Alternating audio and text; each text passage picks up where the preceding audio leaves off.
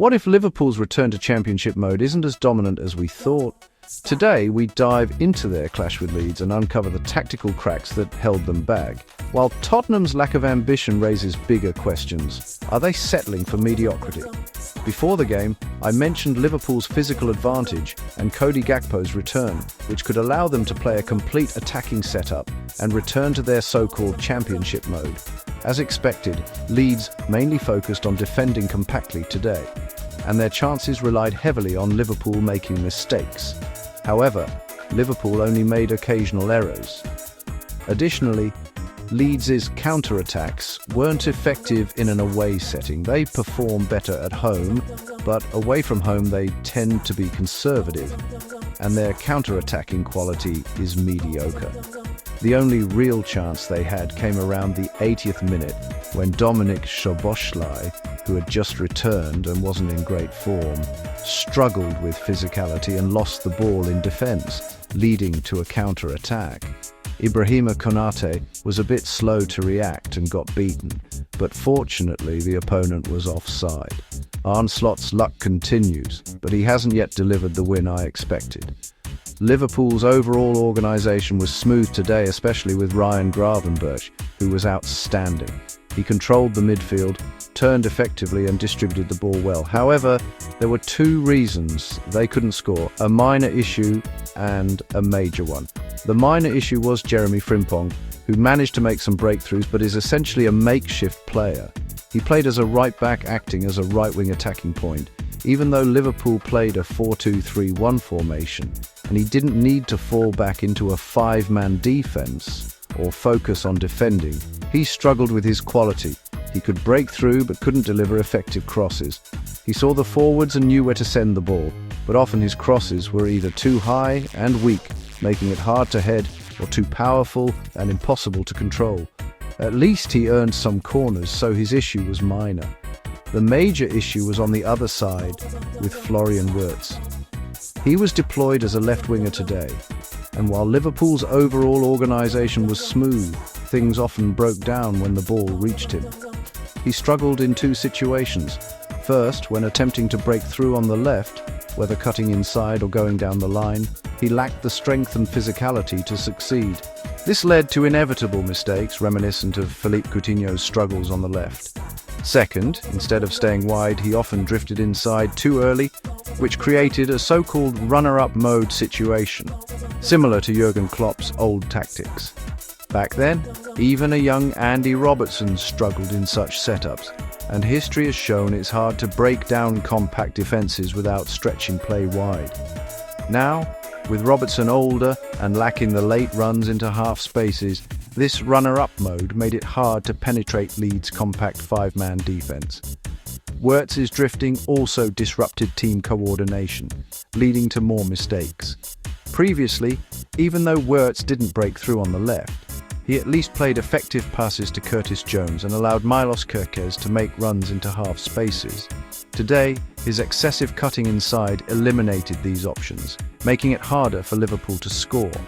The best approach would have been to stretch play wide on both sides, returning to Championship mode, and find teammates for support.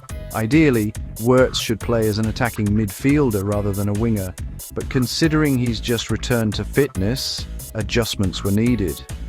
In the 66th minute, Wirtz was replaced by Cody Gakpo, who moved to the left, finally applying attacking pressure. However, this setup only lasted briefly before Gakpo was shifted to the centre.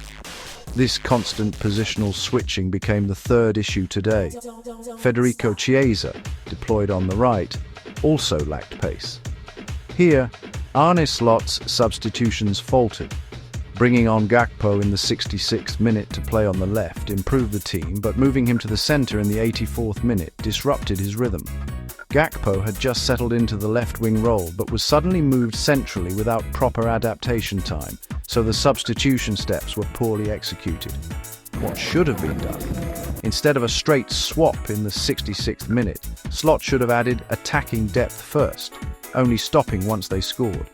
Then, in the 84th minute, he could have removed an attacking player if needed. Switching positions in the 66th minute wasn't forceful enough, and by the 84th minute, Moving Gakpo's position was detrimental, as it didn't give enough time for players to adapt.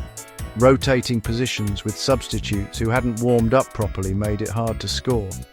Liverpool must pay attention to these details. Meanwhile, another team doesn't sweat the small stuff: Tottenham Hotspur. In their match against Brentford, I predicted a draw, as Spurs lacked the physical advantage needed to win. Their previous win was due to physical dominance and not facing a compact defence. Today, without physical superiority, they couldn't secure a win. Initially, I didn't think much of it, but watching the match reminded me that Tottenham's current coach used to manage Brentford, so their styles are similar. It felt like a mid-table clash, with neither team displaying a distinct tactical approach. Both teams relied on quick attacks when opportunities arose and pressed when needed. They stuck to basics without a clear tactical identity.